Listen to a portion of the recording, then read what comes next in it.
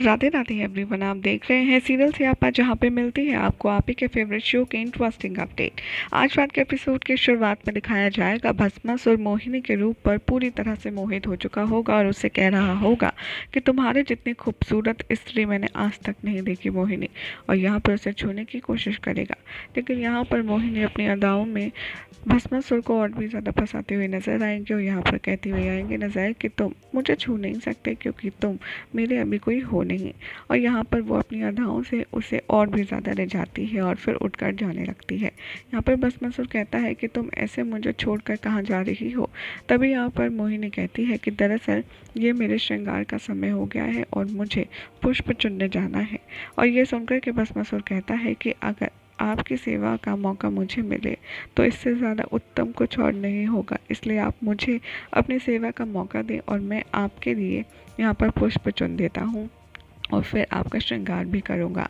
यहाँ पर मोहिनी बड़ी ही अदाओं से कहती है कि ठीक है, जैसी आपकी इच्छा। यहाँ पर मोहिनी के साथ चलकर भस्मासुर पुष्प चुनने लगता है और यहाँ पर मोहिनी कहती है कि अच्छा एक बात पूछो, आपका नाम क्या है। यहाँ पर वो अपना इंट्रोडक्शन देते हुए कहता है मैं हूँ भस्मासुर। असुर का नाम सुनकर मोहिनी डरने का नाटक करती है और कहती है कि अरे बाप रे, आप तो असुर हैं। मैंने तो सुना है कि असुर बहुत ही ज़्यादा भयानक होते हैं, जब वो गुस्से में आते हैं तब वो सब कुछ भूल जाते हैं और बहुत ही बुरा व्यवहार करते हैं।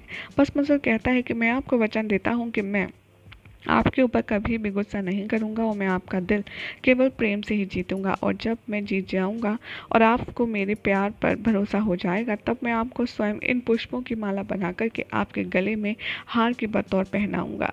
और ये सुनकर के जो भस्मासुर होता है उनको और भी ज़्यादा इम्प्रेस करने की कोशिश करता है मोहिनी को। और यहाँ पर श्री कृष्ण मन ही मन सोचते हैं कि पता नहीं इस मूर्ख को मुझे कब तक झेलना होगा। जैसे ही यहाँ पर दोनों बातचीत कर रहे होते हैं तभी भस्मासुर का संदेश वहाँ आता है और वो ज़ोरदार तरीके से इन दोनों की बातचीत में विघ्न डाल देता है। यहाँ पर यह देखकर भस्मासुर को गुस्सा आता है, उसकी गर्दन पकड़कर उसे डांटने लगता है और कहता है तुम्हारी हिम्मत कैसे हुई हमारे एकांत की बातचीत को ख़राब करने की। तभी यहाँ पर मोहिनी कहती है कि अभी अभी आपने कहा था कि आपकी जो आदत है वो असुर जैसी नहीं है, लेकिन आप तो उस बेचारे को ऐसे ही धमका रहे हैं जैसे कि असुर बिहेव करते हैं। आपका ही तो सेवक है, कुछ संदेश लेकर के आया होगा, आप सुन तो लीजिए वो कह क्या रहा है। तभी यहाँ पर भस्मासुर मोहिनी के कहने पर कहता है कि तुम्हारी प्राण इनकी वजह से बचे हैं, अब जल्दी से बोलो क्या लाए हो संदेश और जाओ यहाँ से। यहाँ पर वो संदेश वहाँ कहता है कि शुक्राचार्य ने आदेश दिया है कि हमें जो विष्णु का लोक है वहाँ पर प्रहार करना चाहिए और हमारी सेना सज्ज है। यहाँ पर भस्मासुर कहता है कि ठीक है, हम भी सज्ज हैं, तुम चलो, हम अभी तुम्हें आते हैं और ज्वाइन करते हैं। यहाँ पर वो मोहिनी से कहते नज़र आता है भस्मासुर कि माफ़ कीजिएगा, मुझे एक इम्पोर्टेंट काम से जाना होगा। मुझे यहाँ बैकुंठ में जानकर वहाँ के अधिपत्य पर अपना परचम लहराना है, इसीलिए आपको मेरी थोड़ी प्रतीक्षा करनी होगी। इधर ब्रह्मलोक में ब्रह्मा जी से रिक्वेस्ट करती नजर आती हैं माता पार्वती और देवी लक्ष्मी, और ब्रह्मा जी उनके कहने पर हर लोक में श्री कृष्ण यानी कि नारायण को ढूंढते हैं, लेकिन वो कहीं उन्हें दिखाई नहीं देते। वो अपना ध्यान खोलते हैं और कहते हैं कि माफ़ कीजिएगा देवी, मुझे नारायण भी कहीं दिखाई नहीं दिए, लेकिन हाँ, वो अपने अगर बैकुंठ में नहीं है तो उसका अर्थ सिर्फ एक ही है कि वो ज़रूर किसी महत्वपूर्ण कार्य से गए हैं। यहाँ पर देवी लक्ष्मी चिंता करती हैं और कहती हैं कि कहीं वो किसी परेशानी में तो नहीं है। तभी ब्रह्मा जी कहते हैं कि नहीं, वो किसी भी परेशानी में नहीं हो सकते, क्योंकि अगर ऐसा होता तो ब्रह्मांड का सारा संतुलन बिगड़ जाता, सृष्टि का रुख ही बदल जाता। यहाँ पर भस्मासुर अपने बैकुंठ में जाने की बात कहते हैं मोहिनी से और कहते हैं कि मुझे आपको छोड़ने का मन तो नहीं कर रहा, लेकिन मैं आपको लेके भी नहीं जा सकता, क्योंकि मैंने बिना विजय के कैलाश पर विजय पाई है, लेकिन अब मुझे वैकुंठ पर भी विजय पाने के लिए प्रयास करना होगा। लेकिन मैं आपसे ये वचन देता हूँ कि वहाँ से जीत हासिल करके मैं आपको बैकुंठ की स्वामिनी बनाऊंगा और आपसे शादी भी करूंगा। जैसे ही यहाँ पर भस्मासुर जाने लगता है, कृष्ण यानी कि मोहिनी सोचते हैं कि ये तो जा रहा है, भला मैं इसको कैसे रोकूं।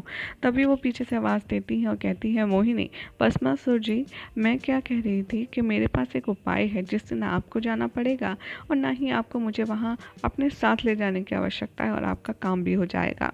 ये सुनकर के भस्मासुर कहता है कि अच्छा, ऐसा क्या उपाय है आपके पास। तभी यहाँ पर जो कृष्ण मोहिनी बने हैं वो कहते हैं कि जिस तरीके से मेरे रूप पर आप मोहित हो गए, जिस तरीके से मेरे रूप का जादू आपके ऊपर चला है, मैं जाती हूँ और वहाँ के स्वामी कौन है? यहाँ पर कहता है भस्मासुर नारायण। मोहिनी कहती है हाँ, तो मैं वहाँ के नारायण पर भी अपनी खूबसूरती का जादू चलाऊंगी और वहाँ पर शांति दूत के रूप में जाऊंगी। यहाँ पर मोहिनी बहुत ज़्यादा कोशिश करती है भस्मासुर को कन्विंस करने की, लेकिन उसके दिमाग में यही बात आती है कि अब तक तो ये मुझसे कतरा रही थी, मुझे छूने से, मुझे बात करने से भाग रही थी, लेकिन अब ये मेरी इतनी हितैषी बन गई, ज़रूर कुछ ना कुछ गड़बड़ है। भस्मासुर कहता है मुझे एक बात बताओ, तुम ऐसा क्यों करना चाहती हो भला? तुम्हें मेरी परेशानी से क्या मतलब? तभी मोहिनी कहती है दरअसल बात यह है कि मुझे आपसे प्रेम हो गया है और प्रेम में तो अपने चाहने वालों को अकेला नहीं छोड़ सकते। यहाँ पर देवी लक्ष्मी और माता पार्वती कहती हैं कि देखिए, हम अर्धांगिनी हैं नारायण की और महादेव की, इसलिए उनकी स्थिति में हमारा उनके साथ रहना कर्तव्य है। इसीलिए हम चाहते हैं कि हम उनकी सहायता करने दोबारा से जाएं। और यहाँ पर ब्रह्मा जी कहते हैं देखिए, आप लोग अर्धांगिनी हैं, इसलिए मैं आपके ऊपर अपना प्रण और अपना निश्चय नहीं डाल सकता। आप लोग जो कह रही हैं मैं उसका सम्मान करता हूँ और आप जैसा चाहती हैं वैसा ही होगा, मैं आपको नहीं रोक सकता।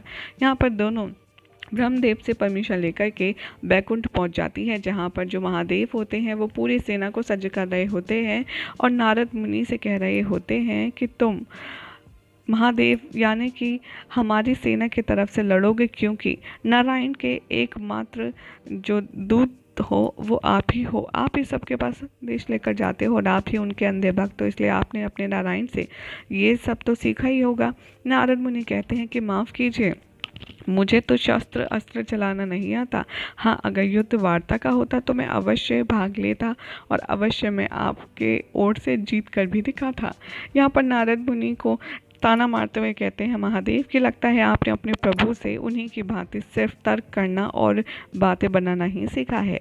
यहाँ पर मोहिनी जा रही होती है बैकुंठ उनकी तरफ से, असुर राज की तरफ से। तभी यहाँ पर भस्मासुर कहता है रुक जाओ मोहिनी, जिससे मैं प्रेम करता हूँ वो मेरी तरफ से शांति दूत बनकर जा रही है मेरे दुश्मनों के बीच। यदि उन्होंने तुम्हें हानि पहुँचा दी तो मेरा क्या होगा? तभी यहाँ पर मोहिनी कहती है कि नहीं नहीं, ऐसा कुछ नहीं होगा, आप चिंता मत कीजिए। और वैसे भी यहाँ पर वो कई सारे तर्क देती है और कन्विंस फाइनली कर लेती है स्वयं बैकुंठ जाने के लिए और भस्मासुर को यहीं रोकने के लिए।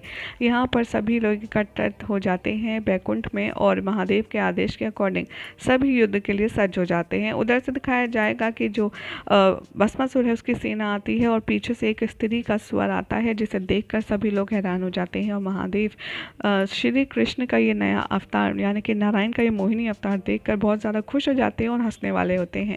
तभी मोहिनी कहती है मन ही मन, अरे अरे आराध्या, आप मुझे फंसवाएंगे क्या? कम से कम मुस्कुराइए तो मत।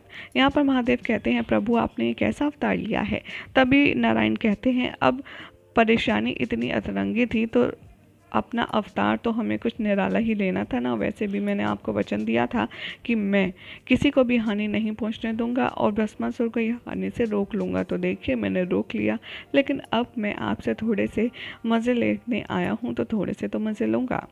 तभी महादेव से वो कहती है कि मैं यहाँ पर भस्मासुर की शांति दूत बनकर आई हूँ, लेकिन आप सबके सामने मुझे एक बात कहनी है, आपको स्वीकार करनी पड़ेगी, अन्यथा युद्ध से कोई नहीं बचा सकता। महादेव कहते हैं बताइए क्या सुनना चाहती हैं आप? तभी मोहिनी कहती हैं कि आपको ये बोलना पड़ेगा कि आपने पूरे संसार में जितनी स्त्रियाँ देखी हैं उन सबसे खूबसूरत मैं हूँ। जैसे महादेव बोलने वाले होते हैं, सामने माँ पार्वती खड़ी होती हैं, जिसे देखकर वो सकपका जाते हैं। और फिर माता पार्वती कहती हैं कि यदि इस युद्ध को टालने का एकमात्र यही उपाय है तो बोल दीजिए महादेव। और महादेव बिना डरे फिर बोल देते हैं, जिसके बाद फिर देवी लक्ष्मी के पास जाते हैं और कहते हैं कि नारायण कहाँ है, मुझे तो उनसे बात करनी है, उनसे भी तो बुलवाना है कि मैं ही संसार की सबसे सुंदर स्त्री हूँ। देवी लक्ष्मी कहती है मैं उनकी अर्धांगिनी हूँ, आप मुझसे बात कर सकते हैं। तभी वो कहते हैं जो श्री कृष्ण मोहिनी बने हैं कि कहीं ऐसा तो नहीं आप मेरी खूबसूरती से जल रही हैं और आपको ये भय है कि नारायण भी मेरी खूबसूरती पर मोहित हो जाएंगे और आपकी स्थान पर मुझे जगह दे देंगे। और यही सब दिखाया जाएगा आज रात के एपिसोड में और यही हो जाएगा आज रात के एपिसोड का एंड। जिसके बाद क्या होगा आपको बताएंगे नेक्स्ट रिपोर्ट में, लेकिन ऐसे ही मज़ेदार अपडेट्स के लिए आप चैनल को सब्सक्राइब करें और इस वीडियो को लाइक शेयर करना ना भूलें।